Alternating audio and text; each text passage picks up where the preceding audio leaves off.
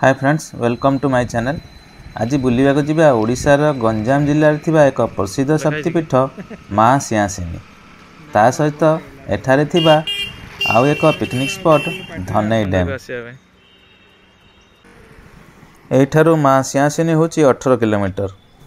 माँ सिंहासिनी मंदिर पातालसिंगी ग्राम निकटरे अवस्थित, जोटा कि आम पोलसरारू प्राय 25 किलोमीटर एवं ब्रह्मपुर 70 किलोमीटर।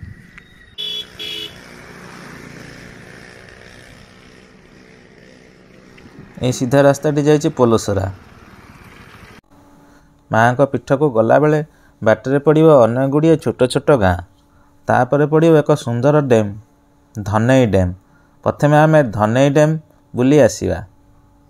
यहाँ धनई डैम को जीवाई रास्ता देखु। ये रास्तार उभय पटे बड़ बड़ गछ गुड़ाक सुंदर देखा जाउछि। यही रास्तार प्रथम पड़ो धनई डैम। एठारू प्राय 10 किलोमीटर गला परे पड़ो माँ सिंहासिनी मंदिर।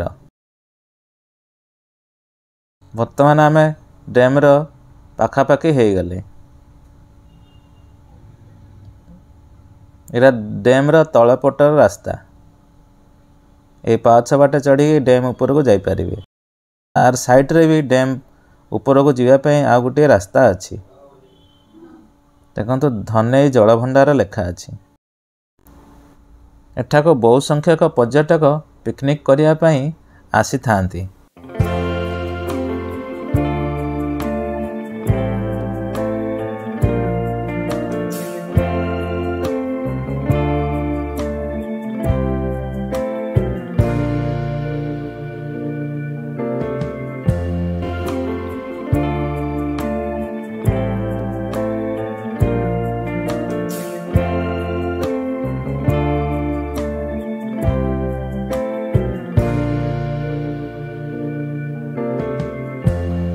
ये पानी देखुंत यहीटा धनई नदीर पानी। यही नदीर पानी को नहीं 1968 ये डैम निर्माण करा जायछि। धनई नदी होची रुस्कुलियार एक उपनदी। यही डैम्र प्राकृतिक सौंदर्य एवं शांत परिवेश पर्यटक मानक आकर्षित करिथाए। पर्यटक माने माँ सिंहासिनी पीठ को बुलिबा को आसिले यही धनई डैम को निश्चय बुलिबा को आसंती। आसंतु जिबा माँ सिंहासिनी पीठ को।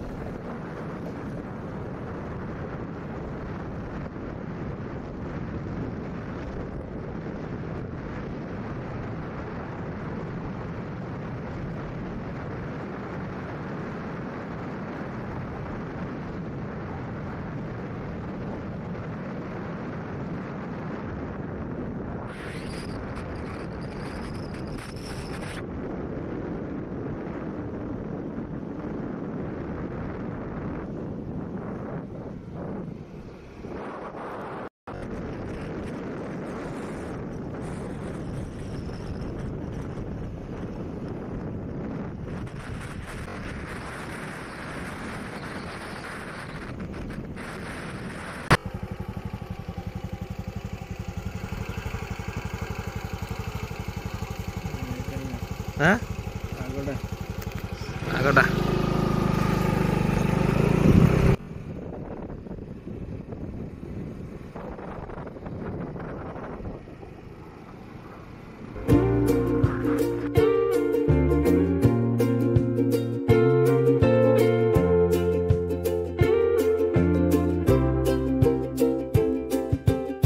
सिंहासिनी पीठ को आसला बेले आपण रास्तार उभय पटे घंच जंगल देखा पाइबे।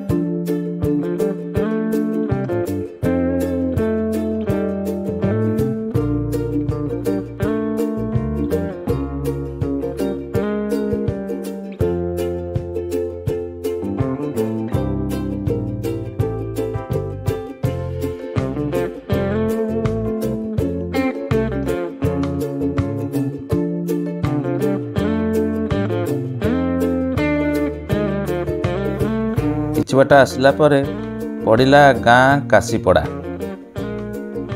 एटा होची काशीपड़ा विलेज। एटा होची माँ का मंदिर गेट। एइटू प्राय 2 ରୁ 3 किलोमीटर गले पड़ियो माँ का मंदिर। आसंतु जिबा एबे।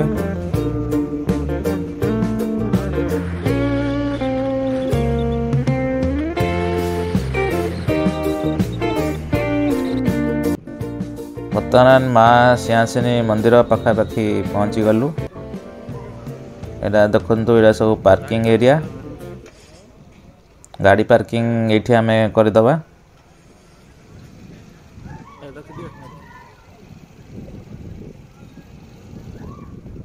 एटा सब बाइक पार्किंग होची, हमर बाइक एठी पार्किंग कर देलु। देखन सब बाइक माने एठी पार्किंग हेची। पार्किंग फीस होची 10 टंका बाइक पिछा। माँ ठारे भोग लगेया पई भोग दुकान मान अछि। एठारु भोग आपण किणी मंदिर को जिबे।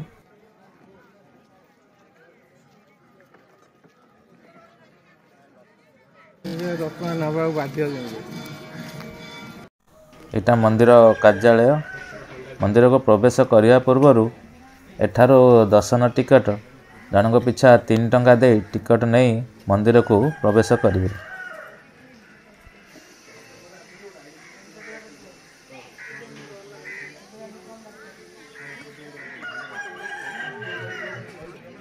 देखंतु एठार लिखा है दर्शन टिकट मूल्य 3 टंका।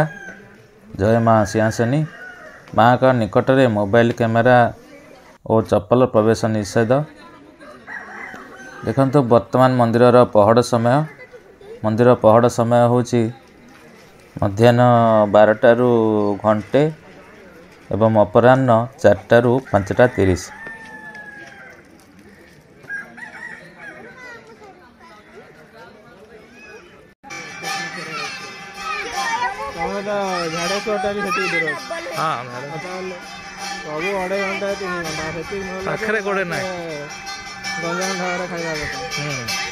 एठारे पिकनिक करने को हेले मंदिर परिसर रे बहुत सुविधा अच्छी।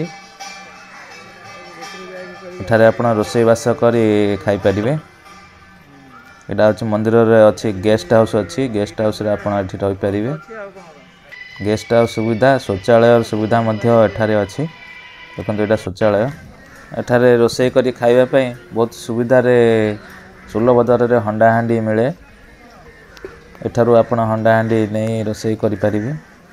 प्रत्येक वर्ष हजार हजार भक्त एठारे रोषेई बास करने सहित माँ को दर्शन करिथांती। दर्शक बंधु, माँ सिंहासिनी पीठ आपन को किपरि लागिला कमेंट रे जणाइबे। वीडियोटी भल लागिथिले लाइक करिवे, शेयर करिवे, आउ चैनल को सब्सक्राइब करि नथिले सब्सक्राइब करिवे।